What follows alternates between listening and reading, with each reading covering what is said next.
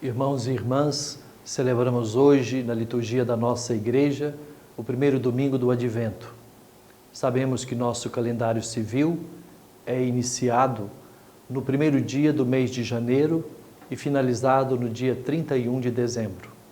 Nossa igreja dispõe de um calendário litúrgico que começa com a celebração do primeiro domingo do Advento e que tem como último dia festivo a solenidade de Jesus Cristo, que é aclamado como Rei e Senhor do Universo.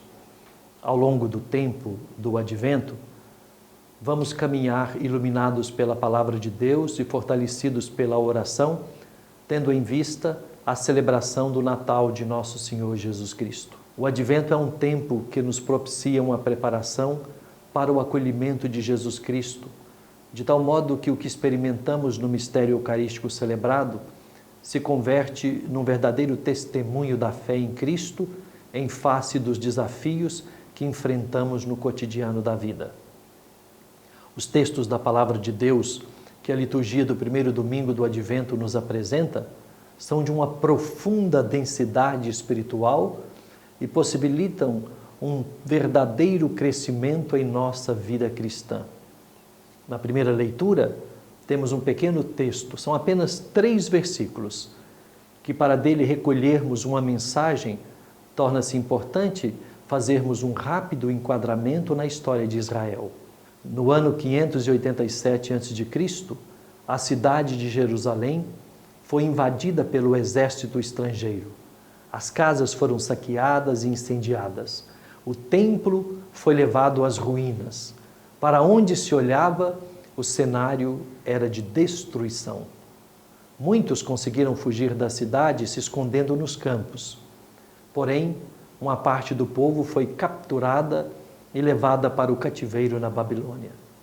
Lá permaneceu por cerca de 50 anos.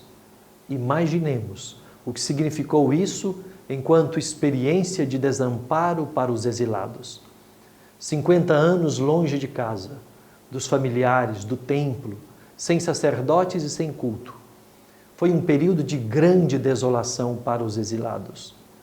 Nesse momento difícil, o povo se alimentou da presença de Deus, iluminando-se por sua palavra.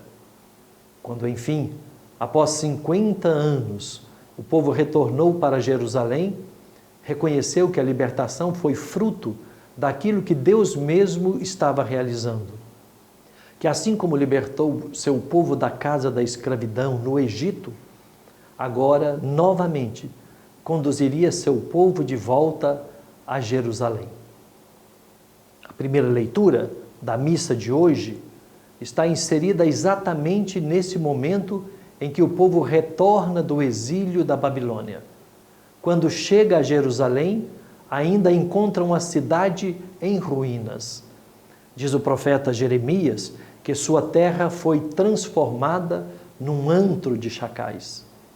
O povo compreende que tem pela frente um grande desafio. É preciso reconstruir Jerusalém, mas muitos se encontram desanimados e entristecidos. Não são poucos os que se perguntam se acaso Deus teria abandonado o seu povo ou se esquecido das promessas feitas a Abraão, Isaque, Jacó e a Davi. De fato, sabemos que é muito difícil transpor as cadeias que nos aprisionam no sofrimento, que não é nada fácil brotar desejo de uma vida melhor quando o que temos diante dos nossos olhos são situações adversas a serem superadas. É em meio a essa realidade que Deus coloca o profeta Jeremias anunciando uma palavra que faz brotar esperança, coragem e ousadia. Diz o profeta que chegará o dia em que Deus cumprirá todas as suas promessas, que da família de Davi surgirá um rebento santo que estabelecerá a justiça e a paz sobre a terra. Essas palavras descem profundamente no coração do povo que se enche de esperança e coragem, comprometendo-se com a reconstrução de Jerusalém. Nós podemos, na verdade, dizer que a disposição para a tarefa da reconstrução de Jerusalém é uma consequência da consciência que esse povo tem e que adquire em sua experiência de intimidade com Deus. Primeiro, o povo teve que se refazer na consciência de seus fracassos, percebendo que nunca ficou ausente dos cuidados solidários e amorosos de Deus. Com certeza, as páginas da Bíblia se misturam com as páginas da vida. A experiência vivida pelo povo exilado se assemelha, em certo sentido, com as experiências que temos recolhidos neste tempo de pandemia. Também nós, nesses momentos de maior gravidade da pandemia da Covid-19, ficamos sem o templo, sem a participação presencial do culto, sem o contato direto nos laços de fraternidade com os nossos irmãos e irmãs. Perdemos por força da morte aqueles que tanto amamos.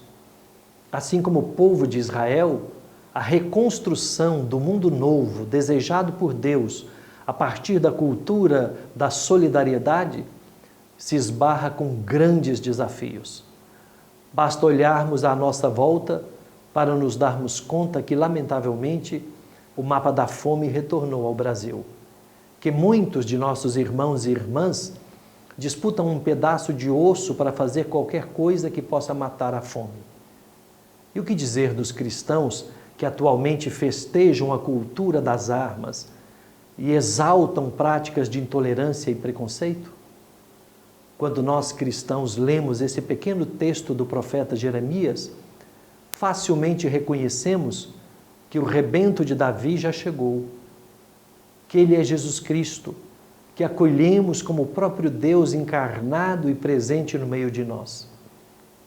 Nessa primeira semana do Advento, somos chamados a compreender que já se avizinha a chegada de Cristo nesse Natal, que aqueles que se permitem iluminar por seu Evangelho devem ser os semeadores da esperança e da caridade, de modo a tornar o seu reinado presente nesse mundo. O texto do Evangelho nesse primeiro domingo do Advento é de Lucas. As imagens são fortes e expressivas.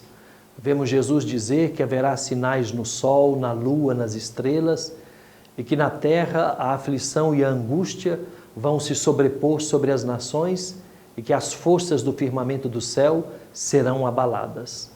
Trata-se de um gênero literário que nos é pouco comum. Para descrever uma grande mudança, uma transformação radical do mundo, uma intervenção decisiva de Deus, a Bíblia utiliza algumas imagens impressionantes.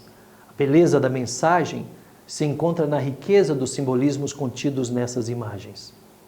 Aqueles que fazem uma leitura literal desse texto, por certo, encontram razões de pavor e medo, mas com isso se distanciam da verdadeira mensagem que o Evangelho nos quer trazer.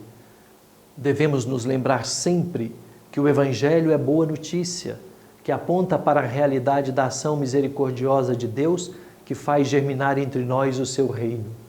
Que esse reino é sempre convite para acolhermos a vida na proximidade do amor, da solidariedade, do perdão e da paz. Então acolhamos a mensagem que se encontra na riqueza simbólica das imagens apresentadas por Jesus no Evangelho de hoje. Na primeira página do livro da Bíblia, o Gênesis, se diz que no início tudo era desordem e que as trevas cobriam a face dos abismos. Que nessa realidade caótica, onde tudo era confusão, a vida era impossível.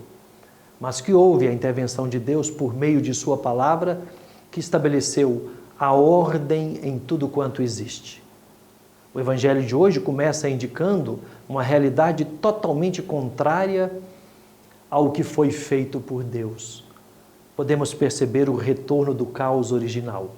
Disse de sinais no sol, na lua, nas estrelas, que na terra a aflição e a angústia virão sobre as nações e que as forças do firmamento do céu serão abaladas. Então nós podemos nos perguntar, por que acontece tudo isso? Ora, Jesus não está dizendo que haverá explosão de astros do céu ou que ocorrerão choques catastróficos entre os planetas.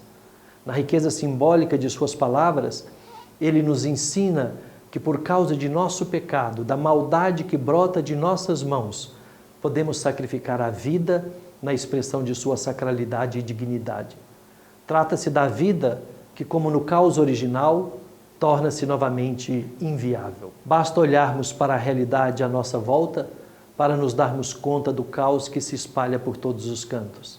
O que dizer das guerras, das expressões de violência no cotidiano da nossa vida, da falta de segurança que nos leva a nos fecharmos no medo, da destruição da natureza, de tantas mazelas sociais como a fome, o desemprego, a falta de acesso à terra, à moradia, que crescem a cada dia. Dentro dessa realidade, não faltam os que se deixam dominar por uma visão pessimista e negativa da vida, que se põem a profetizar desgraças e a predizer sofrimentos. As palavras de Jesus não são ameaça de castigo, muito pelo contrário. Querem nos mostrar que o Filho do Homem virá com grande poder e majestade e que fará surgir um mundo novo. É o princípio esperança, que nasce como graça de Deus. Aqueles que se veem envolvidos nas situações adversas, que se encontram mergulhados nos vales de lágrimas, que se deparam com grandes desafios no transcurso da vida, são convidados a enxergar a presença solidária e misericordiosa de Cristo. O mundo novo brota como graça na vida daqueles que, por seu anúncio e testemunho, semeiam os valores do Evangelho. O que podemos fazer enquanto esperamos para que a construção deste mundo novo seja completada? A resposta nós encontramos na segunda parte do Evangelho de hoje. Jesus nos diz: reanimai-vos e levantai as vossas cabeças, porque a vossa consolação está próxima. Nesse primeiro domingo do Advento, recebemos esse convite do próprio Cristo. Sim, conhecemos momentos difíceis, temos que superar obstáculos diante dos quais nos reconhecemos pequenos e fracos. Mas em meio a esta realidade, devemos erguer nossa cabeça, caminhando em busca da superação. Podemos contar com a presença de Cristo junto a nós. Devemos nós mesmos ser essa presença de Jesus a levar esperança para aqueles que se encontram desanimados e abatidos. Meus irmãos e minhas irmãs, procure uma igreja nesse domingo e vá participar da celebração da Santa Missa, se preparando nesse tempo do Advento para o Natal de nosso Senhor Jesus Cristo. E desça sobre você e sobre sua família a bênção de Deus Todo-Poderoso, Pai e Filho e Espírito Santo. Amém.